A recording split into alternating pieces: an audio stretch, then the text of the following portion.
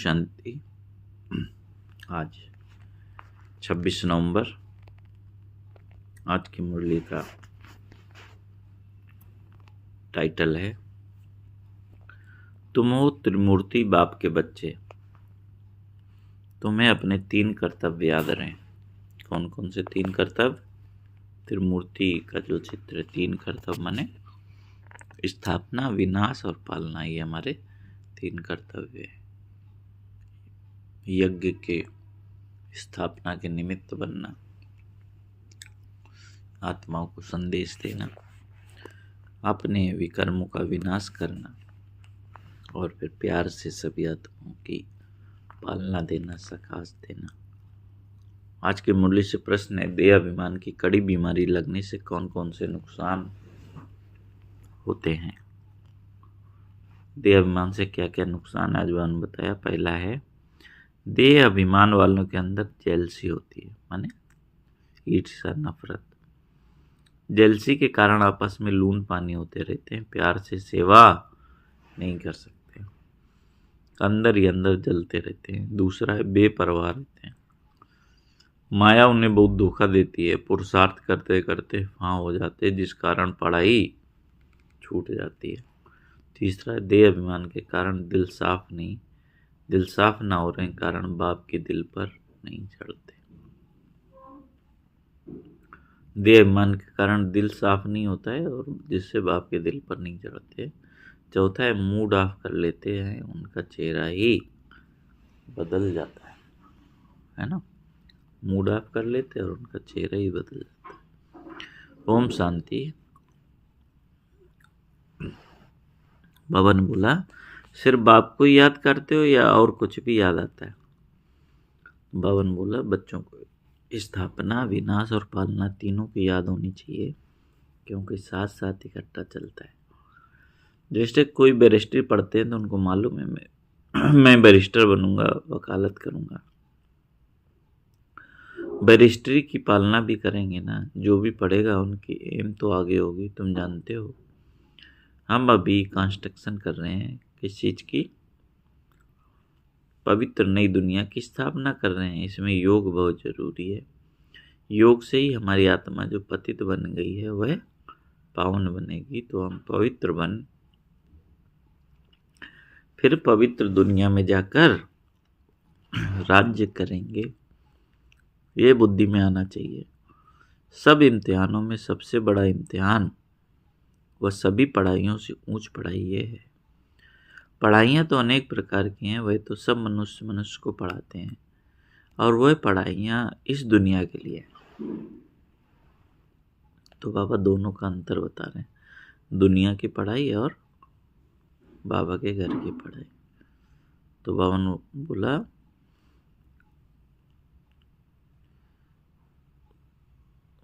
वह जो पढ़ाइयाँ हैं वह मनुष्य को पढ़ाते हैं और इस दुनिया के लिए। पढ़कर उनका फल यहाँ पाएंगे। तुम बच्चे जानते हो इस बेहद की पढ़ाई का फल हमको नई दुनिया में मिलना है।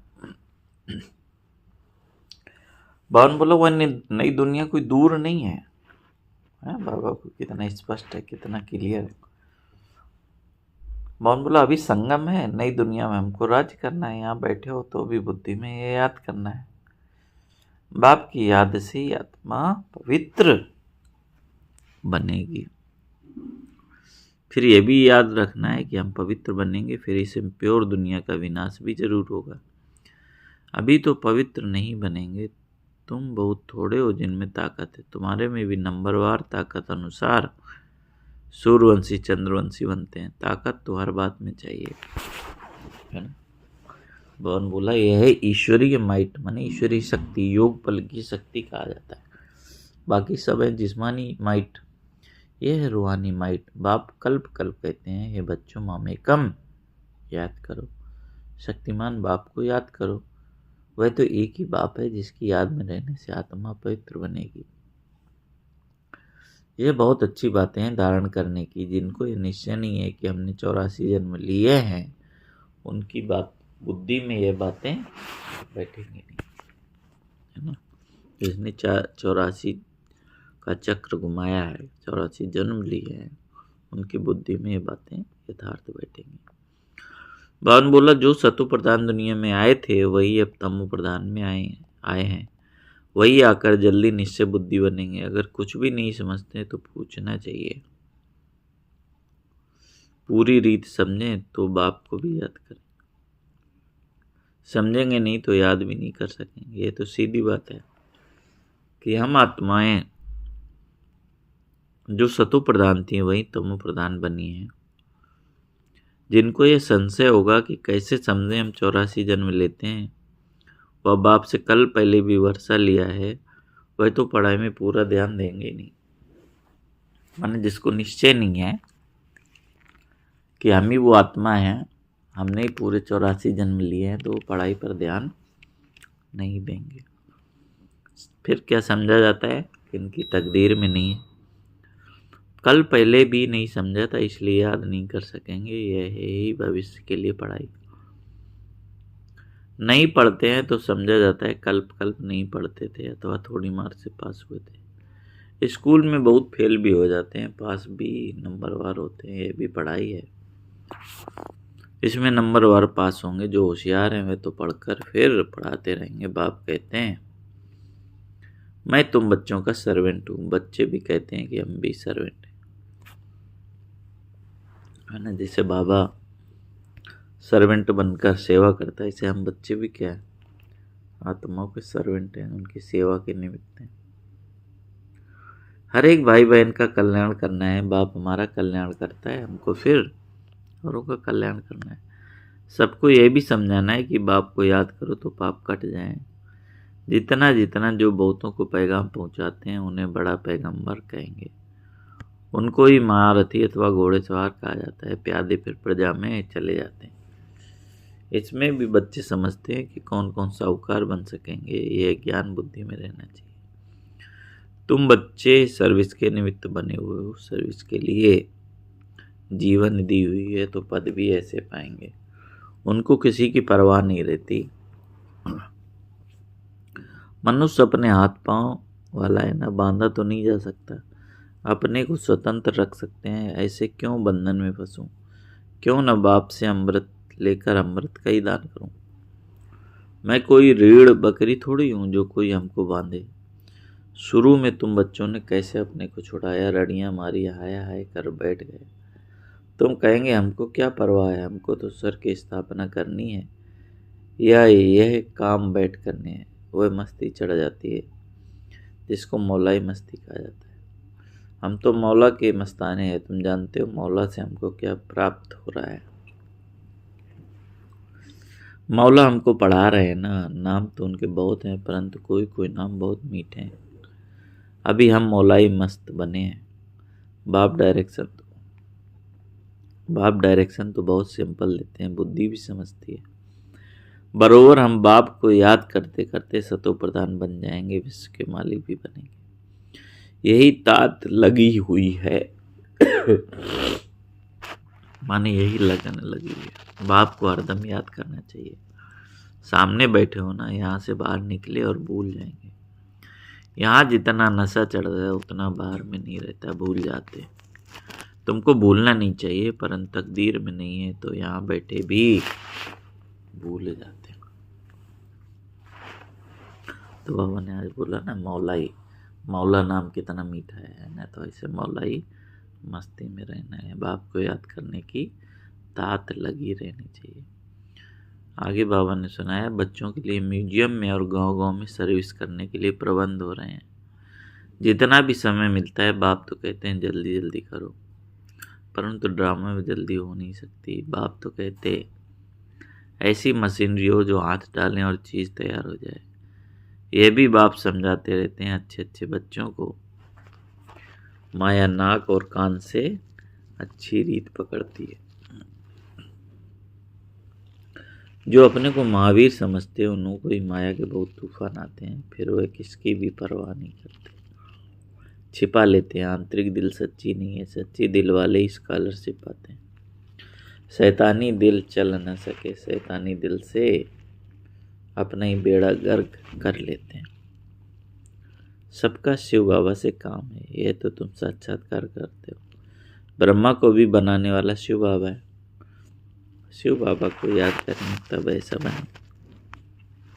बाबा समझते हैं माया बड़ी ज़बरदस्त है, जैसे चूहा काटता है मालूम भी नहीं पड़ता। माया भी ऐसी मस्त चूही है। महारथियों को ही खबरदार रहना है। वह खुद समझते नहीं है कि हमको माया ने गिरा दिया है, लून पानी बना दिया। समझना चाहिए, लून पानी होने से हम बाप की सर्विस कर नहीं सकेंगे, अंदर में ही जलते रहेंगे। देह अभिमान है तब जलते हैं, वह अवस्था तो है नहीं। याद का जोर बढ़ता नहीं है, इसलिए बहुत खबरदार रहना चाहिए। बाबा ने बोला माया बड़ी तीखी है, जबकि तुम युद्ध के मैदान पर हो तो माया भी छोड़ती नहीं है। आधा पौना तो खत्म कर देती है कि इसको पता भी नहीं पड़ता। कैसे अच्छे अच्छे नए नए भी पढ़ाई बंद कर घर में बैठ जाते हैं। बावन बोला अच्छे अच्छे नामी ग्रामी पर भी माया का वार होता है, समझते हुए भी बेपरवाह हो जाते हैं। थोड़ी बात में झट लून पानी हो पड़ते हैं। माने लून पानी होना माने मतभेद होना, है ना, खिटपिट होना जिसको बोलते हैं। तो बावन बोला लून पानी माने नाराजगी हो जाती है। बाप समझाते हैं देह अभिमान के कारण ही लून पानी होते हैं, स्वयं को धोखा देते हैं। बाप कहेंगे ये भी ड्रामा, जो कुछ देखते हैं कल पहले मिसल ड्रामा चलता रहता है, नीचे ऊपर अवस्था होती रहती है। बावन बोला कभी ग्रहचारी बैठती है, कभी बहुत अच्छी सर्विस कर खुशखबरी भी लिखते हैं, नीचे ऊपर होता रहता है, कभी हार कभी जीत चलती रहती है। बावन बोला पांडवों की माया से कभी हार कभी जीत होती है। अच्छे अच्छे महारथी भी हिल जाते हैं, कई मर भी जाते हैं। इसलिए जहाँ भी रहो बाप को याद करते रहो और सर्विस करते रहो। तुम निमित्त बने हो सर्विस के लिए, तुम लड़ाई के मैदान में होना। जो बाहर वाले घर गृहस्थ व्यवहार में रहते हैं यहाँ वालों से बहुत तीखे जा सकते हैं। माया के साथ तुम्हारी पूरी युद्ध चलती रहती है, सेकंड बाय सेकंड तुम्हारा कल पहले मिसल पार्ट चलता आया है। तुम कहेंगे इतना समय पास हो गया, क्या क्या हुआ। वह भी बुद्धि में, सारा ज्ञान बुद्धि में। जैसे बाप में ज्ञान है वह इस दादा में भी आना चाहिए। बाबा बोलते हैं तो जरूर दादा भी बोलते होंगे, तुम भी जानते हो कौन कौन अच्छे दिल साफ हैं।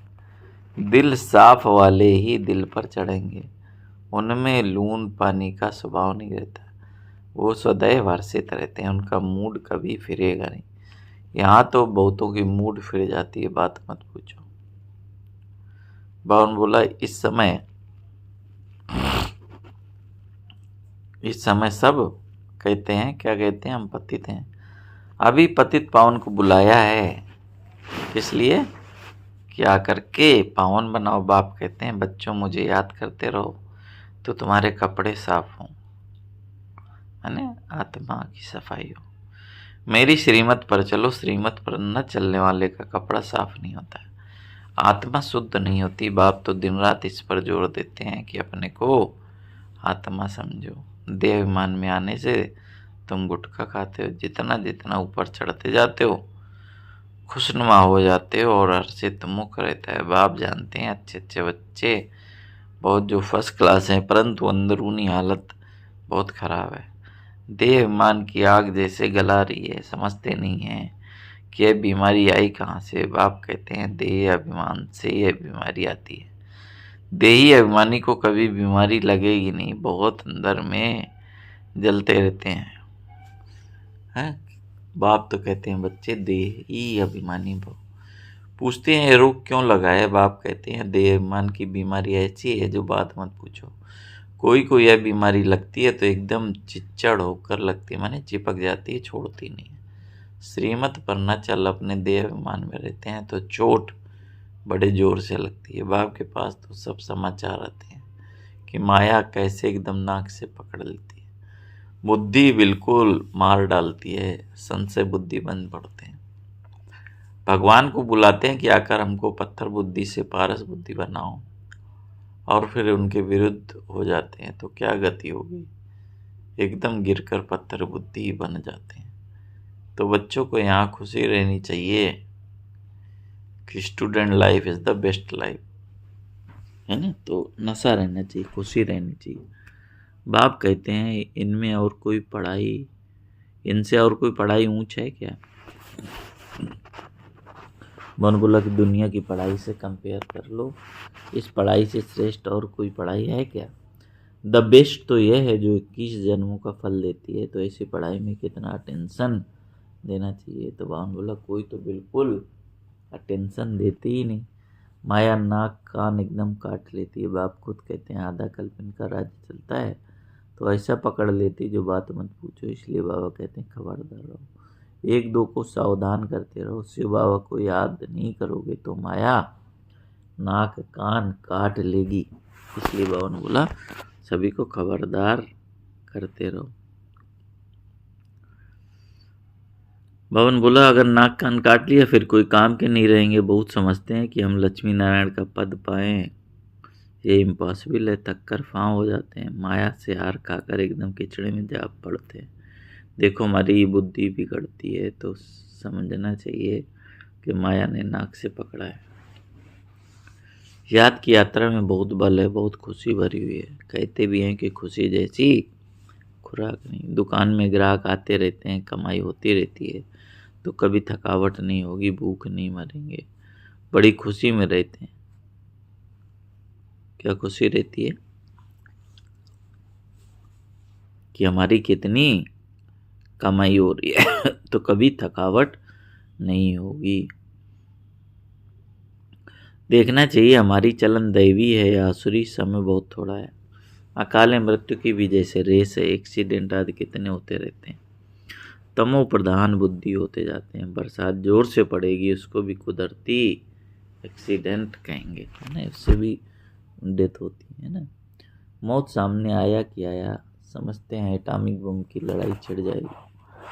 ऐसे ऐसे खौफनाक काम करते हैं, तंग कर देंगे तो फिर लड़ाई भी छिड़ जाएगी। अच्छा, मीठे मीठे सिकलते बच्चों प्रति माता पिता बाप दादा का याद प्यार और गुड मॉर्निंग। रूहानी बाप की रूहानी बच्चों को नमस्ते। हम रूहानी बच्चों की रूहानी बाप दादा को याद प्यार गुड मॉर्निंग। नमस्ते बाबा, नमस्ते, शुक्रिया बाबा, शुक्रिया। आज की मुरली से धारणा के लिए मुख्य सार है मौलाई मस्ती में रहकर स्वयं को स्वतंत्र बनाना है, किसी भी बंधन में नहीं बंधना है। माया चूही से बहुत बहुत संभाल करनी है, खबरदार रहना है। दिल में कभी भी शैतानी ख्यालात ना आए। दूसरा पॉइंट है बाप द्वारा जो बेशुमार ज्ञान धन मिला है उसकी खुशी में रहना है। इस कमाई में कभी भी संशय बुद्धि बन थकना नहीं है। Student life is the best life, इसलिए पढ़ाई पर पूरा पूरा ध्यान देना है। आज की मुरली से वरदान है सदा अलर्ट रहे, सर्व की आशाओं को पूर्ण करने वाले मास्टर मुक्ति जीवन मुक्ति दाता भव। फिर से सुनेंगे, सदा अलर्ट रहे, सर्व की आशाओं को पूर्ण करने वाले मास्टर मुक्ति जीवन मुक्ति दाता भव। विस्तार है, अब सभी आत्माओं में यह शुभ संकल्प इमर्ज होना चाहिए कि सर्व की आशाओं को पूर्ण करें। क्या संकल्प इमर्ज हो कि सर्व की आशाओं को पूर्ण करें। सबकी इच्छा है कि जन्म मरण से मुक्त हो जाएं, तो उसका अनुभव कराओ, मैंने उस स्टेज का अनुभव कराओ। इसके लिए अपने शक्तिशाली सतो प्रधान वाइब्रेशन से प्रकृति और मनुष्य आत्माओं की वृत्तियों को चेंज करो। मास्टर दाता बन हर आत्मा की आशाओं को पूर्ण करो। मुक्ति जीवन मुक्ति का दान दो, है ना, मुक्ति और जीवन मुक्ति का दान दो। ये जिम्मेदारी की स्मृति आपको सदा अलर्ट बना देगी, है ना। तो सबकी चाहना क्या है ना, मुक्ति जीवन मुक्ति का अनुभव अभी हो जाए उनको, इसलिए इस तरह उनको सकाश दो, वाइब्रेशन दो, वातावरण शक्तिशाली बनाओ। स्लोगन है मुरलीधर की मुरली पर देह की शुद्ध बुद्ध भूलने वाले ही सच्चे गोपियाँ हैं। मुरलीधर की मुरली पर देह की भी शुद्ध बुद्ध भूलने वाले ही सच्चे गोपियाँ हैं। तो बाबा बोला कि बाबा की मुरली का जब चिंतन करते हैं तो देह देह के संबंध देख दुनिया कुछ भी याद ना आए। आज बाबा ने विशेष बताया कि सभी विकारों की जड़ देह अभिमान है। सारे लड़ाई झगड़े दंगा फसाद देह अभिमान को समाप्त करना है। आज बाबा ने विशेष अटेंशन दिलाया कि महारथियों को बहुत जोर से माया पकड़ती है, इसलिए सर्वशक्तिमान बाप की सदा स्मृति रहे तो माया पास आ नहीं सकती। इसलिए बहुत अटेंशन देना है। पढ़ाई का नशा होना चाहिए, है ना। देवाभिमान से खिटपिट होती है, तो बहुत ही मीठा बनना है ना। देही अभिमानी बनना है और इस पढ़ाई पर पूरा अटेंशन देना है। अच्छा, ओम शांति, ओम शांति।